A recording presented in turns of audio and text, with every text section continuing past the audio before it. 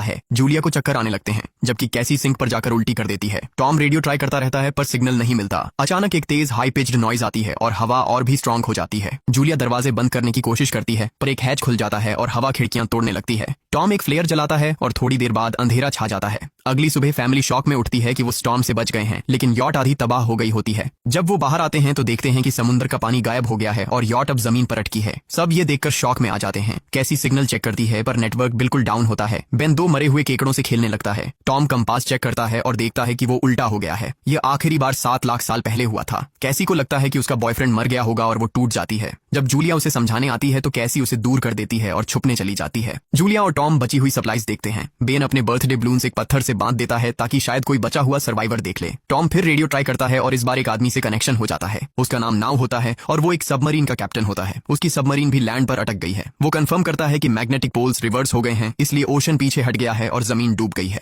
वो कहता है कि उसने अभी तक और सर्वाइवर्स नहीं देखे और कम्युनिकेशन सिस्टम्स बिल्कुल डाउन हो गए हैं। वो मजीद ये भी कहता है कि पोल्स फिर रिवर्स होंगे और शायद एक हफ्ते में समुद्र वापस आ जाएगा। वो फैमिली को वार्न करता है कि जितना हो सके ऊंची जगह चढ़ जाओ, क्योंकि जब पानी वापस आएगा तो वो बहुत खतरनाक होगा। वो बोलता है उसका पार्टनर क्रैश में मारा गया और सबमरीन में बस 3 लोगों की ही जगह है। जूलिया और टॉम उससे कहते हैं कि प्लीज हमारे बच्चों को बचा लो। वो उन्हें अपने कोऑर्डिनेट्स दे देता है। टॉम कैलकुलेट करता है कि सबमरीन तक पहुंचने में 2-3 दिन लगेंगे। वो फैमिली से कहता है आज रात अच्छे से आराम कर लो, कल सुबह हम निकलेंगे। अगली सुबह फैमिली सामान पैक कर रही होती है, तभी टॉम को पास में कुछ हिलता हुआ दिखता है। वो एक लंगड़ा आदमी होता है जिसके हाथ में हार्पून होती है और साथ में एक कुत्ता लगातार भौंक रहा होता है। टॉम उसके पास जाता है और उसे पानी की बोतल देता है, लेकिन वो आदमी कुछ ऐसी भाषा में बोलता है जो टॉम समझ नहीं पाता। पानी पीने के बाद वो अजनबी अचानक टॉम के सिर पर बोतल मारता है और चेहरे पर जोर का लात मार देता है। जूलिया डर के मारे भागती है, लेकिन तब तक देर हो चुकी होती है। वो आदमी टॉम के पेट में हार्पून घुसा चुका होता है। टॉम कुछ पल तक तड़पता है और फिर वो उसकी गर्दन भी काट देता है। फिर वो आदमी जूलिया के पीछे भागता है और उस पर हार्पून फेंकता है, जिससे उसके कंधे में चोट लग जाती है। जूलिया दर्द सहते हुए यॉट के अंदर भागती है और बच्चों को बोलती है कि छुप जाओ। वो दरवाजा लॉक कर देती है। कैसी और बेन सोफे के अंदर घुस जाते हैं।